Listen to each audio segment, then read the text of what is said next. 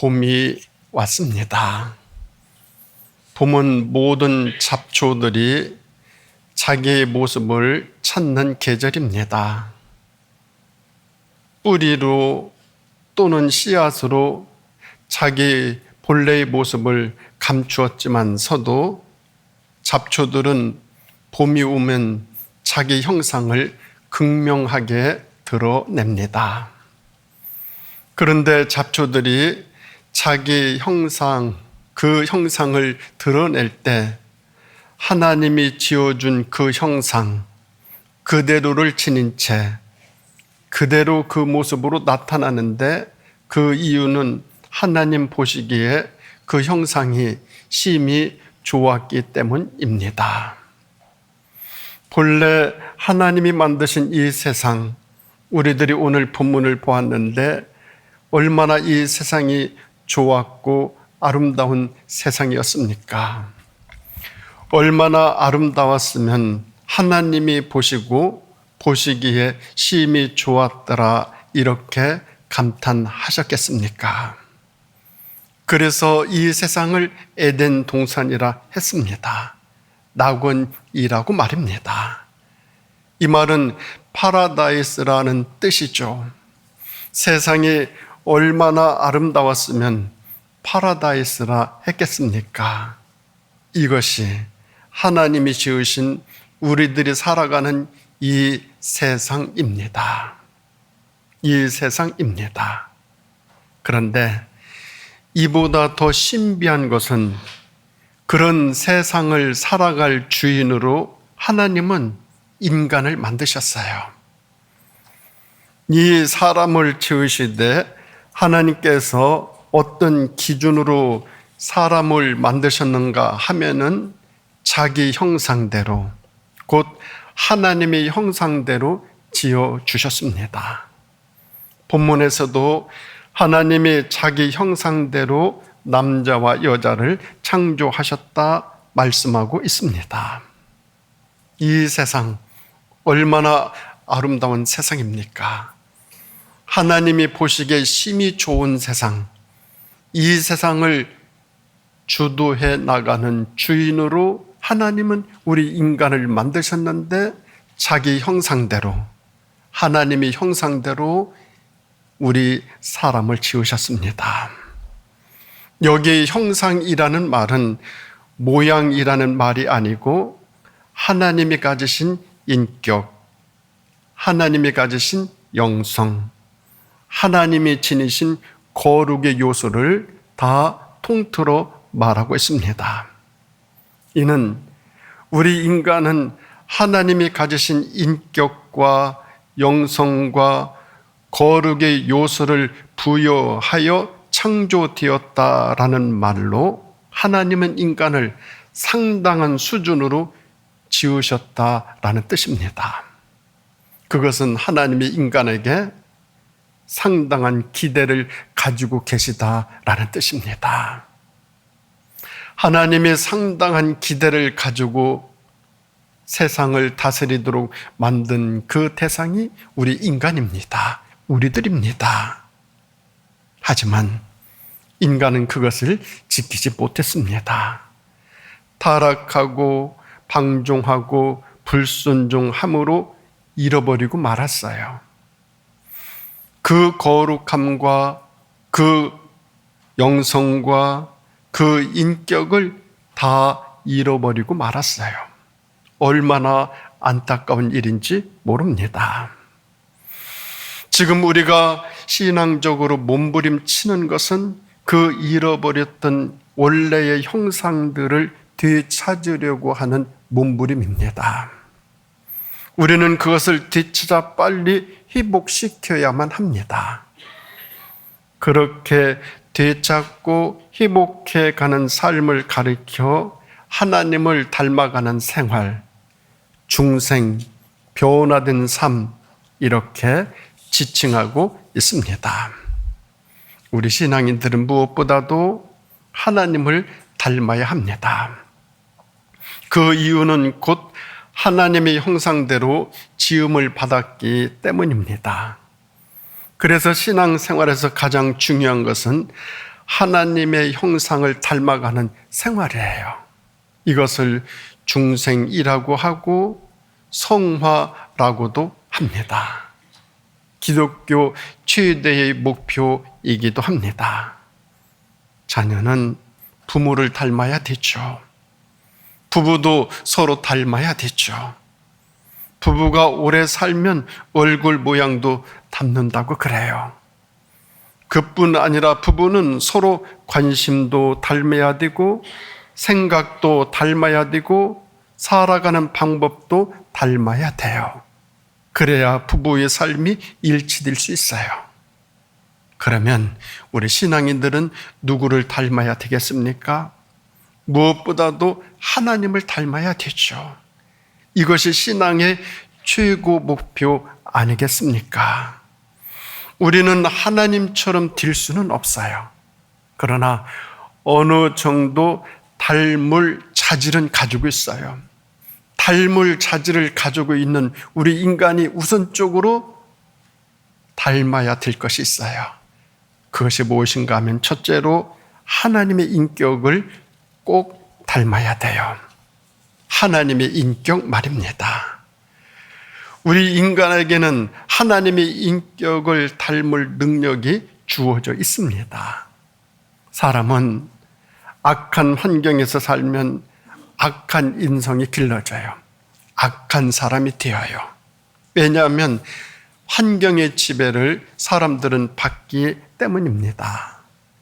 사람이 좋은 환경에서 좋은 사람들과 함께 살아가면 좋은 인성이 길러지고 반듯하게 살아가게 됩니다. 그래서 순자의 봉생마중이면 부구이자직이라고 했습니다. 이 말은 길가에서 자라는 쑥을 보면은 구부러지고 볼품이 없어요. 그렇죠? 쑥들을 보면은 구부러지고 볼품이 없어요. 그런데 이 쑥이 산밭에서 자라요. 산밭에서 자라면 그 자라는 쑥을 보면 이 쑥이 구부러지지 않아요. 곱게 자라요. 왜냐하면 이 삶이 곱게 자라기 때문에 그래요. 저희들 어릴 적 산밭에 가게 되면 얼마나 쑥쑥 자라는지 몰라요. 제 키보다도 훨씬 더 크게 자라는 그런 모습을 보았어요. 거기에 산밭 매러 가서 보면은 거기서 자라는 쑥을 보면 이 쑥이 구부러져 있지 않았어요. 반듯하게 자랐어요. 쑥도 삶처럼 곱게 자라는 것을 똑똑히 보았습니다. 마찬가지로 사람도 표준이 되는 이웃들과 함께 살아가게 되면 얼마든지 곱게 자라고 정결하게 되어질 수 있습니다. 그 고든 표준의 기준이 되시는 분이 누구인가 하면은 우리 예수님이셔요. 우리 하나님이셔요. 그래서 하나님께서는 내가 거룩하니 너희도 거룩하라 이렇게 하셨어요. 사람이 진정으로 예수 그리스도 안에 들어와 살면 잃어버렸던 영성, 잃어버렸던 인격, 잃어버렸던 거룩을 되찾고 회복할 수 있습니다. 즉 하나님의 형상대로 닮아가는 은총을 받게 되어집니다. 우리는 이런 은총을 가르쳐 위로부터 주어지는 은총이라고 말합니다. 우리는 이 세상을 살아갈 때 위로부터 주어지는 은총을 늘 받고 자라갑니다. 그 은총 받은 대로 내가 살아가는지 살아가지 아니하는지 그것은 자신의 결단이죠. 18세기 영국에서 활동했던 전도자 가운데 최고 대표적인 사람이라면 휘트필드라는 사람이에요. 이 사람은 예수님을 알기 전에는 불평을 많이 했다고 합니다. 언제나 남의 탓을 늘 말하는 사람이었습니다. 이 사람의 이런 모습은 정신이 건전하지 못하였고 생각이 바르지 못한 자연인 상태였을 것입니다. 대부분의 사람들은 이 수준에 머물러서 이 세상을 살아갑니다. 불평을 하고 원망을 하고 시비를 걸면서 그러면서 세상을 살아갑니다. 그러던 그가 어느 날 예수님을 정말 만났어요. 그때부터 인생관이 확 달라졌어요. 인생관이 바뀌고 나니 정신도 바뀌었어요. 생각도 바뀌었어요. 마음도 일대 변혁을 가져오게 되었어요. 그때부터 욕 대신 칭찬을 했어요. 저주 대신 사랑을 말했어요. 불평 대신 찬송을 드렸어요. 불만 대신 감사를 늘 입에 달고 살았어요. 사람은 이렇게 변화될 수 있습니다. 사람에게는 이런 능력이 주어져 있습니다. 그 후에 그는 목사가 됩니다. 웨슬리와 함께 영국 부흥 운동의 쌍두마차가 되어집니다. 유명한 휘트필드 영국의 부흥 운동을 웨슬리와 함께 이끌었던 그런 인물이 되어집니다. 여러분이 잘 아는 미국의 전도자 빌리 그레엄도 어려서 그 동네에서 가장 큰 골칫덩어리로 전해졌어요. 사람들은 저 아이가 커서 도대체 뭐가 되겠느냐라고 하면서 머리를 절레절레 흔들었을 정도였다고 그래요. 누구도 그에게서 그렇게 유명한 전도자가 되리라는 가능성을 조금도 발견하지 못하였어요. 그러나 그의 할머니만큼은 손자의 머리를 쓰다듬어주며 이렇게 늘 격려했다고 그래요. 얘야, 너는 참 말을 잘해. 네 말을 듣는 사람들은 너에게 이끌려가는 그런 모습이 보이거든. 네 개성을 잘 살리면 너는 앞으로 큰 일을 하는 그런 사람이 될 거야. 늘 그렇게 손자의 머리를 쓰다듬으며 격려를 해줬다고 그래요. 그 말 한마디가 빌리 그램의 인생을 바꿔놨죠. 어느 날 그가 예수님을 만나요. 그러고 나서 그가 아주 고상한 인격자로 회복이 되어집니다. 그 인격은 그로 하여금 세계적인 부흥사가 되게 만들었어요. 20세기 성자라고 하면 빌리 그레임을 지칭해요. 인간은 이렇게까지 변화될 수가 있어요. 우리나라에서 변화의 최고의 인물이다라고 한다면 김익두라는 분을 지칭하게 될 것입니다. 김익두 하면 당시 최고의 깡패요, 희대의 남봉꾼 중에 남봉꾼이었어요. 누구도 그가 변화되리라 상상도 못했어요. 엉망진창 인생을 살았던 사람, 그에게서 고개를 돌리고 그를 멀리 하려고 하였어요. 그러던 그가 어느 날 예수님을 만나고 나서부터 완전히 다른 사람이 되어졌어요. 그가 변화받고 난 후에 나가서 전도를 합니다. 그때 사람들은 김익두에게 네가 하나님을 보여주면 내가 믿겠다 이렇게 말합니다. 그때마다 이 김익두 목사는 하나님은 볼 수 없으나 나를 보면 믿을 수 있지 않겠느냐 이렇게 늘 말했다는 거예요. 나를 보면 믿을 수 있지 않겠느냐. 이전에 내가 어떤 사람인지 너희들이 다 알고 있지 않느냐.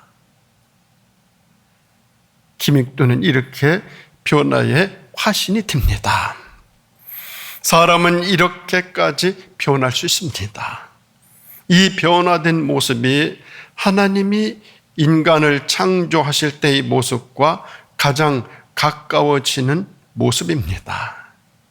인간은 불완전하지만 이렇게 하나님의 인격에 가까워질 수 있는 능력이 있습니다. 우리는 예수 그리스도 안에서 이 인격을 닮아가야 됩니다. 이것이 신앙생활의 목적이죠. 자기 형상, 하나님의 형상대로 자기를 회복시켜 하나님의 인격을 닮아가는 삶, 우리 모두에게 함께 할 수 있기를 간절히 바랍니다. 그런가 하면 두 번째로 자기 형상 곧 하나님의 형상을 담기 위해서는 하나님의 영성을 닮아야 됩니다. 우리 신앙인들은 하나님의 인격도 닮아야 되지만 하나님의 영성도 닮아가야 됩니다. 사람은 두 가지 요소를 다 가지고 있습니다. 하나는 악의 요소요, 하나는 거룩의 요소입니다. 맹자는 성성설을 주장했지만 성경은 성악설을 말합니다. 사람은 원래 근본이 악한 존재입니다. 이 악한 본성이 아담의 피를 통해 계속 전수되고 있습니다. 이 악의 요소가 나 자신 속에도 있고 우리 모두의 속에도 잠재되어 있습니다.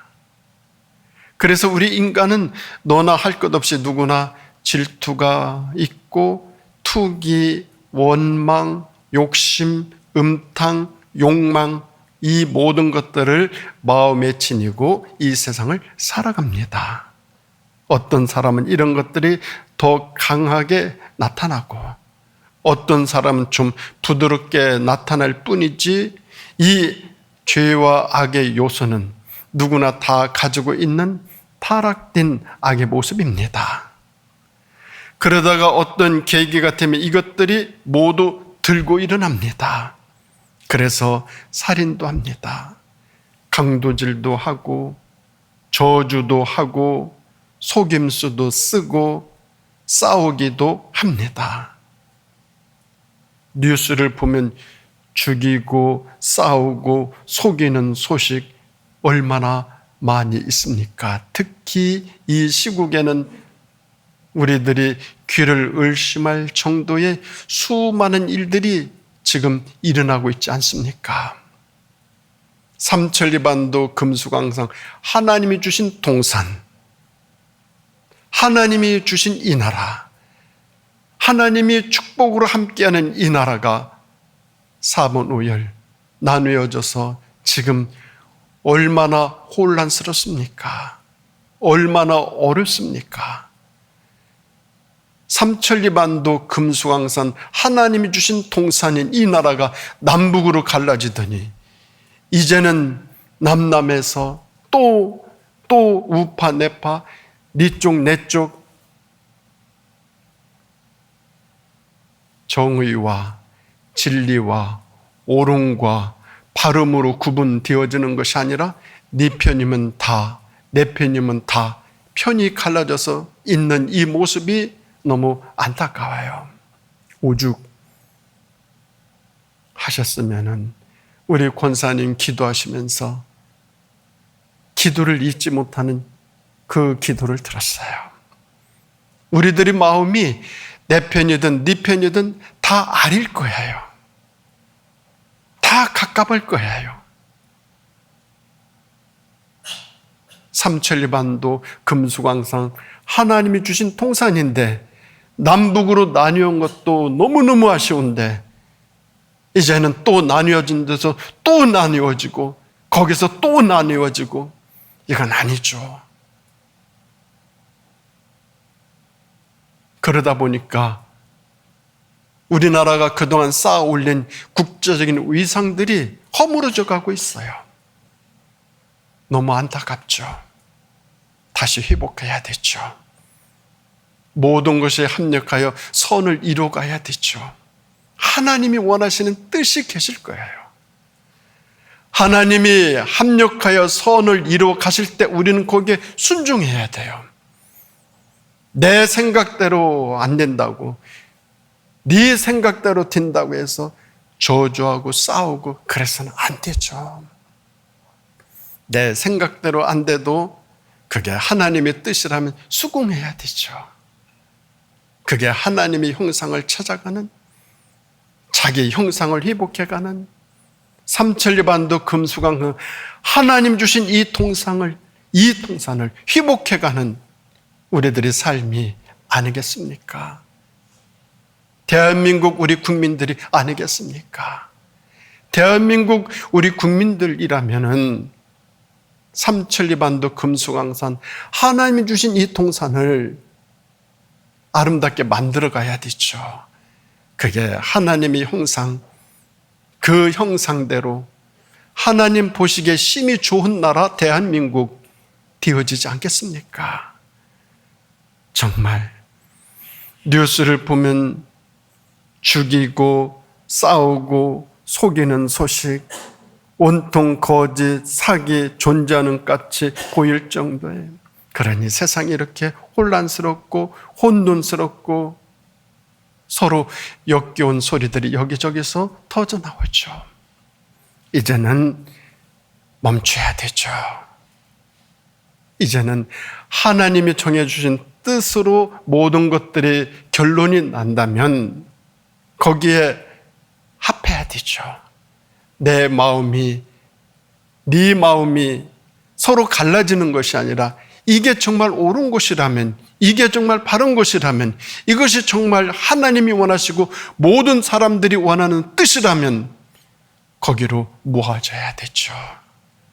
그럴 때 하나님의 형상이 회복될 줄 믿습니다. 하나님은 우리 인간에게 영적인 요소도 부여하셨어요. 사람은 이 부여된 영성으로 하나님을 닮아가는 가능성을 지니고 있어요. 영성은 두 가지가 있어요.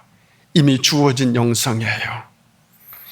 창조 때 이미 형성된 영성이에요. 그냥 인간은 영적인 존재예요.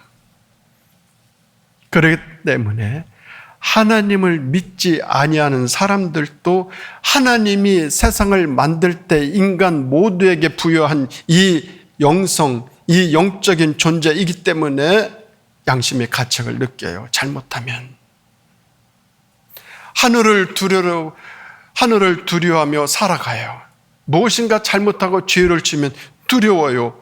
하늘을 올려다보기가 무서워요. 믿지 않는 사람들도 죽음을 두려워해요. 심판을 두려워하고 하나님을 두려워하면서 살아가요. 이것은 이미 주어진 일반적인 영성이에요. 일반적인 영성 속에서 살아가는 사람들도 이같이 두려움 속에서 살아가요. 하나님 앞에서 말입니다. 그런데 우리 신앙인에게는 개발되는 영성이 주어져요. 운동선수가 연습을 해요.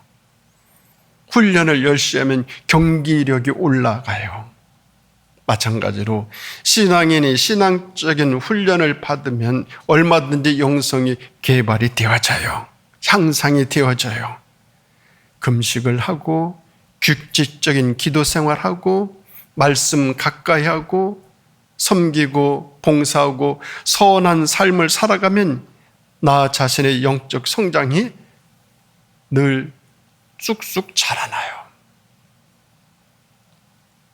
그 영성이 잘 익어가요. 민감해져요. 귀태는 그런 말을 했어요. 영감은 고독에서 얻어진다라고 말입니다. 그래서 내 영혼이 피곤하거든 산으로 가라. 영혼이 피곤하거든 산으로 가라 그리했어요. 묵상 생활을 공부하는 말이에요. 영적 개발은 그렇게 발전할 수 있어요. 그래서 영성 훈련이 중요해요. 그래서 중세시대 신앙인들을 보면은 하나같이 수도원 생활을 했어요. 왜냐? 잃어버린 영성을 회복하기 위해 수련하는 삶을 살았어요. 지금도 사람들은 잠시 생활을 멈추고 수도원이나 기도원이나 어떤 그런 영성훈련 하는 곳에 가서 일주일 동안 3박 4일 동안 그렇게 영성 훈련을 하면서 자기 영성을 회복하려고 몸부림치는 사람들 참으로 많이 있어요. 내가 훈련을 하고 또 훈련을 하면 내 영성은 늘 자라게 되어 있어요. 그런가 하면 이 영성을 소멸시키는 그런 요인들이 참 많이 있어요. 우리들의 영성을 회복시키고 개발시켜 자라게 해야 되는데 자란 이 영성을 자꾸 소멸시키는 그런 요인들이 있어요. 첫째는 나태한 것이 그래요. 중세에서는 낮잠 자는 것을 대낮의 악마라고 불렀다라고 그래요. 잠언 6장 9절에서 11절을 보면은 게으른 자여 네가 어느 때까지 누워 있겠느냐? 네가 어느 때에 잠이 깨어 일어나겠느냐? 좀 더 자자, 좀 더 졸자, 손을 모으고 좀 더 누워 있자 하면 네 빈궁이 강도같이 오며 네 곰핍이 군사같이 이르리라, 이렇게 말씀하고 있어요. 게으름이야말로 영성을 소멸시켜가는 굉장히 중요한 요소예요. 게으르게 되어지면 우리 영성이 메말라가요. 그런가 하면 조급한 것도 문제예요. 안달하고 초조하고 동동거리는 삶은 마음의 불화를 일으켜요. 영성의 성장을 탁 막아버려요. 조급하게 되어지면 자라던 영성도 죽어져 가요. 그런가 하면 세 번째로 현대인들이 우상과 같이 여기는 명예욕도 마찬가지예요. 사람들은 명예가 생기면 누구를 모략해요. 질투심에 사로잡혀요. 이 명예를 얻게 되어지면 교만해지고 거만해져요. 남들을 무시해요. 이 같은 생활은 결국 신앙인으로 하여금 영적 감각을 이렇게 떨어뜨리고 무너지게 해요. 그래서 갈등과 불화를 일으켜요. 없던 명예가 생기면 사람들을 깔봐요. 그런데 자기 영성은 죽어가요. 그것을 몰라요. 교회에 불화가 생겼어요. 신앙의 갈등으로 번져요. 이웃 간의 불화가 생겼어요. 관계의 갈등으로 번져나가요. 부부끼리 불화가 생겼어요. 감정의 갈등이 격화되어져요. 그렇게 되면 영성이 전혀 자라지 못해요. 자란 영성이 다 죽어버려요. 소유욕도 마찬가지예요. 우르반 홈즈라고 하는 사람은 신앙인이 물질에 관심이 커진다는 느낌을 받을 때부터 영성은 마르기 시작한다라는 말을 했어요. 성경은 물질과 하나님을 겸하여 섬길 수 없다 경고했어요. 마지막으로 분주한 것도 마찬가지예요. 바빠요.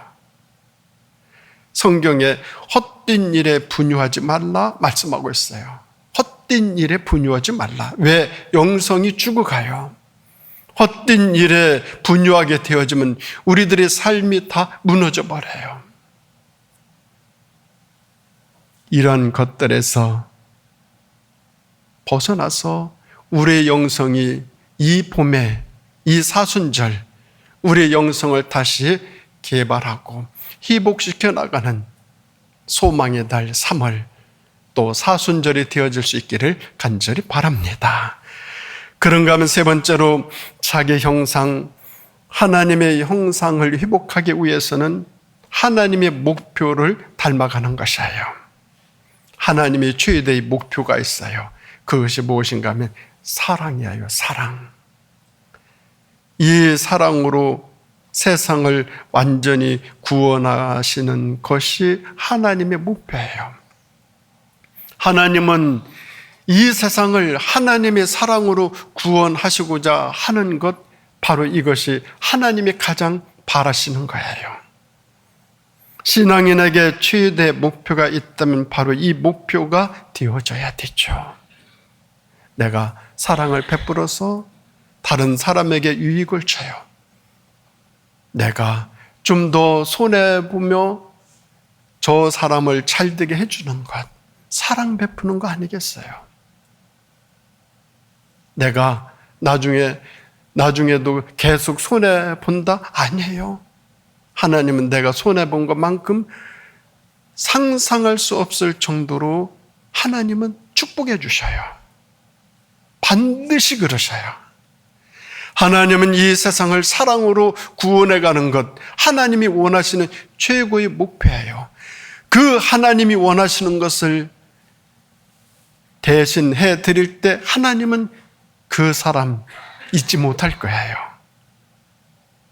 그냥 안 놔둘 거예요. 엄청나게 잘되게 해줄 거예요. 절대 손해보게 해주지 않으셔요. 우리 신앙인에게 최대 목표, 바로 사랑을 실천하는 것이죠. 우리가 하나님의 영성을 담고 인격을 담게 되어지면 하나님이 원하시는 목표에 근접해가는 삶을 살아가요. 그것은 사랑을 실천하는 삶이죠. 이 목표를 위해 자신을 불사르는 사람들도 얼마나 많은지 몰라요. 베드로를 보세요. 어부였어요. 고기를 많이 잡아 수지 맞는 것에 목표를 두었던 사람 베드로예요. 어느 날 예수님을 만나고 나서부터 인생의 목표가 달라져요. 고기 잡는 것이 아니고 전도하는 일에 목표를 두었어요. 그 일을 위해 모든 것을 버렸어요. 인생도 버리고 마침내는 목숨도 버렸어요. 이것 얼마든지 가능한 일이에요. 하나님의 영성을 회복하고 인격을 회복하면 얼마든지 할 수 있는 일이에요. 사람은 어디에 목표를 두느냐에 따라 삶의 내용이 이렇게 완전히 달라질 수 있어요. 그것이 하나님을 닮아가는 생활이고 변화된 삶이고 자기 형성을 회복하는 길이에요. 신앙인의 최대 목표는 자기 형상을 찾는 거예요. 하나님의 형상인 하나님을 닮아가는 삶이 되는 거예요. 우리 모두는 하나님으로부터 선택받은 사람들이에요. 그래서 모두 죄의 사함을 받고 하나님의 자녀된 사람들이에요. 그런데 이보다 더 큰 은혜는 하나님을 닮아가는 사람들이라는 것입니다. 이것을 성화요, 중생이요, 용화라고 합니다. 사랑하는 우리 성도 여러분, 3월 소망의 달에 우리들의 소망이 하나님의 형상대로 회복되어 가실 수 있기를 예수님의 이름으로 축원드립니다. 기도하시겠습니다. 하나님 아버지, 감사드립니다. 저희들을 하나님의 형상대로 지어 주셨으니 감사드립니다. 저희들 하나님의 인격을 담고 영성을 담고 거룩함을 닮아 소망의 달에 사순절을 보내면서 하나님을 조금이라도 더 닮아가는 그런 삶을 살아갈 수 있도록 인도해 주시기를 예수님의 이름으로 간절히 기도드립니다. 아멘.